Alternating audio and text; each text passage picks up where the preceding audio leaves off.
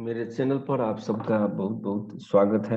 आइए मैं आज आपको बताऊंगा कि रिलेशन क्या है। और आज हम सीखेंगे कि इमेज किसको बोलते हैं।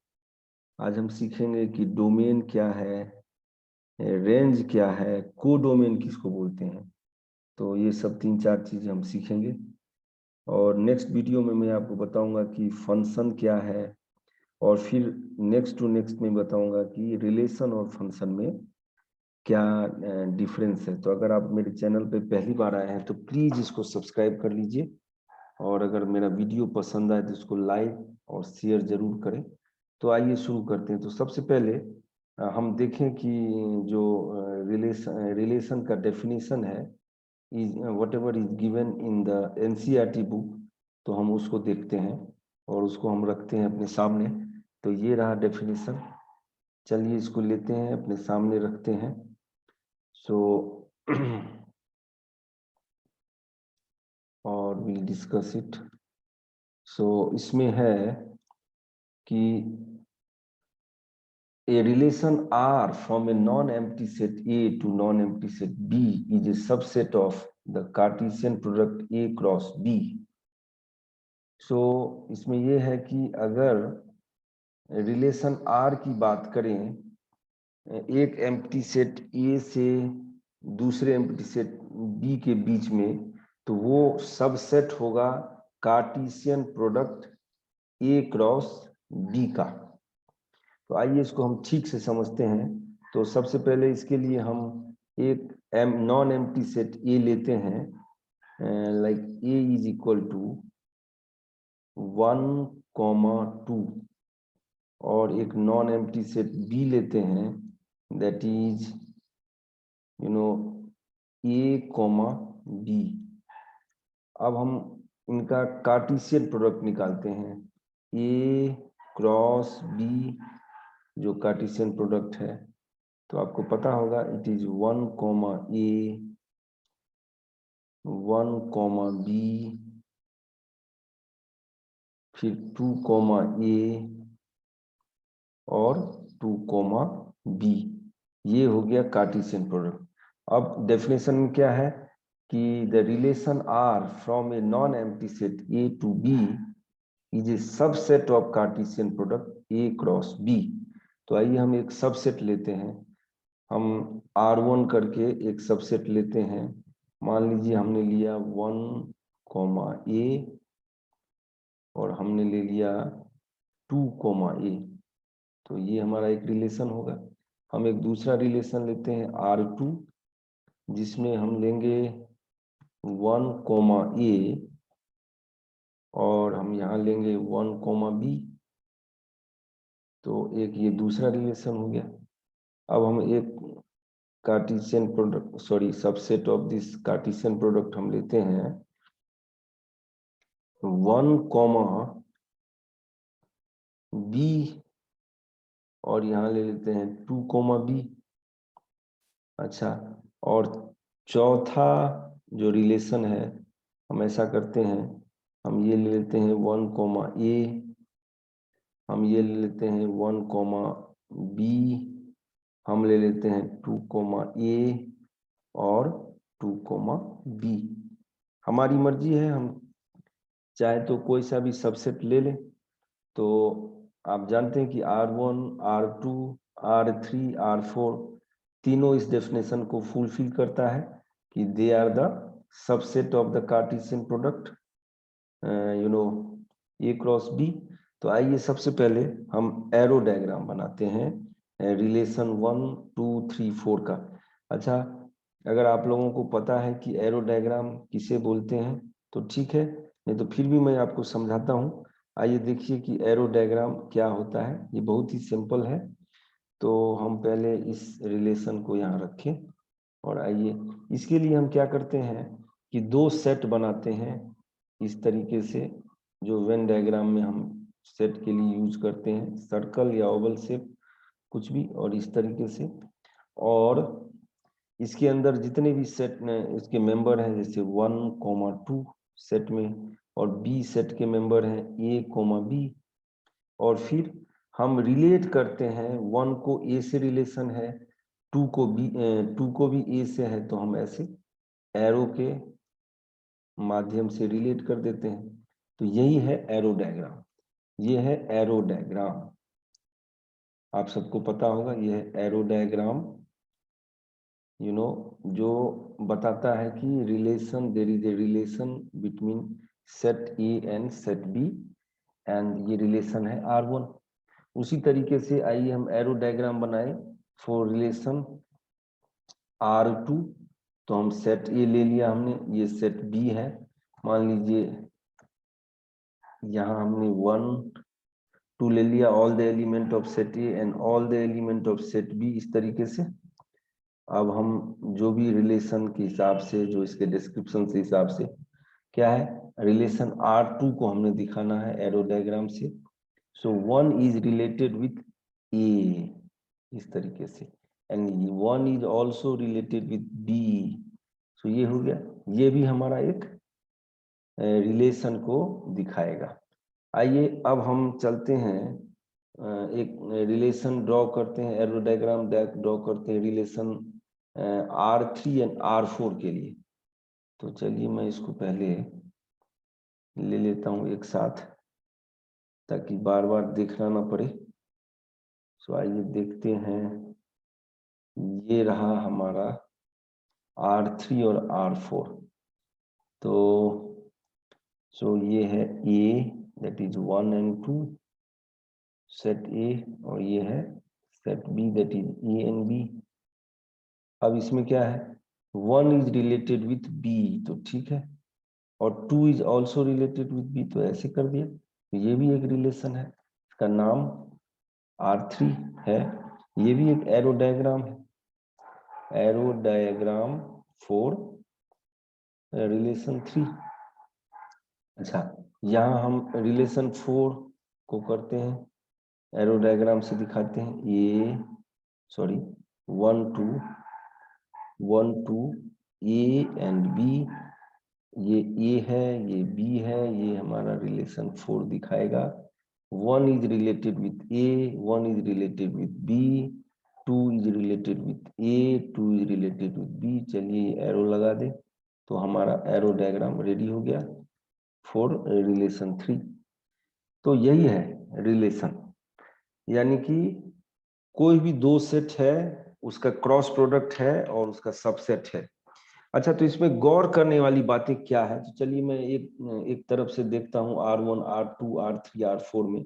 तो गौर कीजिए कि आपने यहाँ देखा होगा कि फर्स्ट केस में मैंने क्या किया कि all the element of set A is involve, देखिए ऑल द एलिमेंट, और ए के, लेकिन बी का सिर्फ एक एलिमेंट इन्वॉल्व है, तो ये भी पॉसिबल है।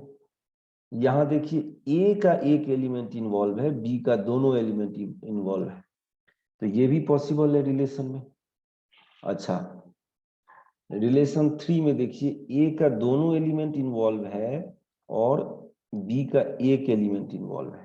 रिलेशन 4 में देखिए ए का दोनों इन्वॉल्व है और बी का भी दोनों एलिमेंट इन्वॉल्व है, तो ये सब पॉसिबल है।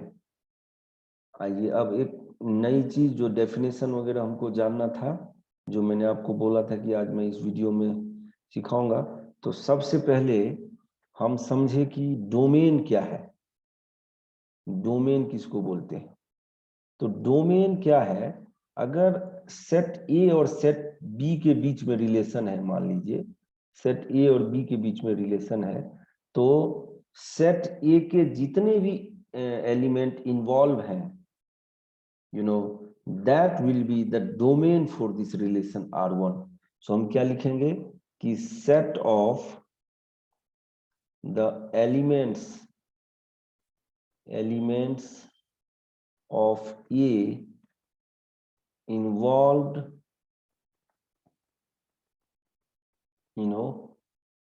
set of elements of A involved in this relation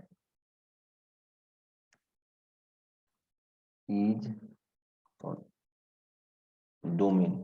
इसको दूसरे तरीके से समझिए कि जो भी अगर आपके पास रिलेशन है ए और बी के बीच में, तो ए के जितने भी सेट एलिमेंट इन्वॉल्व हैं, set of the element of A involve in this relation are domain. So यहाँ पे 1 और 2 इन्वॉल्व है, तो ये इसका डोमेन हो गया। चलिए, अब डोमेन इस केस में क्या होगा, इस केस में डोमेन होगा 1। अच्छा, चलिए यहाँ अगर मैं आपसे पूछूं कि इस केस में रिलेशन R3 का डोमेन क्या होगा, तो यहाँ भी होगा 1,2। यहाँ R4 में पूछूं तो क्या होगा, ये 1,2। तो यहाँ सब में दोनों इन्वॉल्व है, तो 1,2 1,2। R2 में खाली अकेला होगा, ये इसका डोमेन होगा ये, बस ये R2 का डोमेन है। ये R1 का भी है, ये R3 का भी है, ये R4 का भी है, सबका है, बिकॉज 1 और 2 दोनों इन्वॉल्व है। अब गौर से देखिए, दोनों इन्वॉल्व है। चलिए, अब हमने देखना है कि इमेज किसको बोलते हैं। सो दूसरा डेफिनेशन हम लोग देखेंगे कि what is image. So set ए के किसी भी एलिमेंट का सेट बी के जिस एलिमेंट के साथ रिलेशन है वो होता है image. So the element of set B, element of set B which has a relation with set A will be the image of that element, image of that element। कहने का मतलब set ए में ए का relation 1 का relation ए के साथ है, तो 1 का इमेज इस रिलेशन के लिए क्या हो गया, ए। उसी तरह से सेट ए जो है उसमें एलिमेंट 2 का रिलेशन ए से है, तो 2 का इमेज क्या हो गया, ए। अच्छा, अगर मैं आपसे पूछूं कि रिलेशन R2 में 1 का इमेज क्या है, तो 1 का इमेज ए भी है, 1 का इमेज बी भी है। चलिए, अब हम देखते हैं कि रिलेशन R3 में ए, सेट ए में 1 और 2 दोनों इन्वॉल्व है, और 1 का इमेज है बी और 2 का भी इमेज है बी। अच्छा, उसी तरीके से हम R4 में देखते हैं, यहाँ पे 1 और 2 दोनों एलिमेंट इन्वॉल्व है, और 1 का इमेज ए भी है, 1 का इमेज बी भी है, क्योंकि 1 का रिलेशन ए से भी है, 1 का रिलेशन बी से भी है। उसी तरीके से मैं आपसे पूछूं कि 2 का इमेज क्या है, तो 2 का इमेज जो है सेट बी में ए है, और 2 का इमेज जो है बी है, बी भी है। तो इस तरीके से हमने इमेज को भी समझा, इसी तरीके से हमने डोमेन को भी समझा कि डोमेन क्या है। अब हम समझते हैं कि को डोमेन किसको बोलते हैं। तो को डोमेन, गौर कीजिएगा, मैं यहाँ इसको लिख देता हूं। तो देखिए, सेट बी के अगर आपके पास रिलेशन है सेट ए से सेट बी में, तो सेट बी के जितने भी एलिमेंट हैं, सेट बी के जितने भी एलिमेंट हैं वो फॉर रिलेशन, दैट रिलेशन वो को डोमेन हो जाता है। तो मैं लिख देता हूं कि set of all the elements of set B is the codomain, codomain in this is codomain for this relation।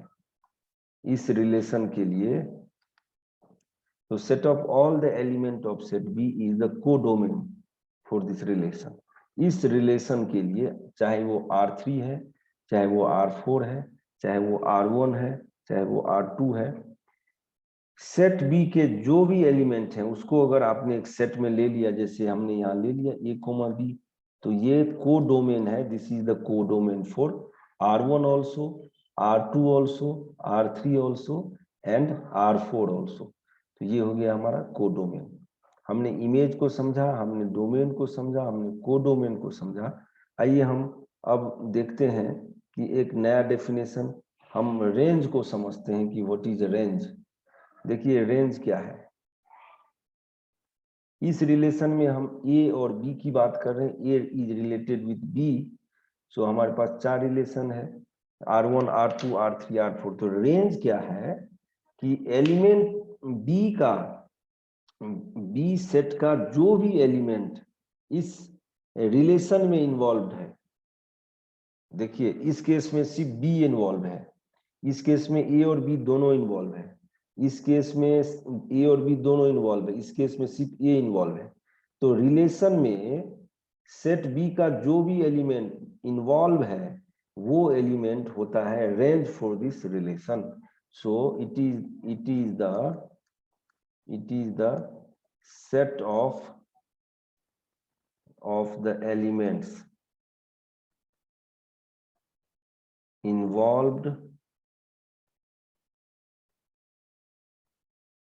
for this relation or in this relation।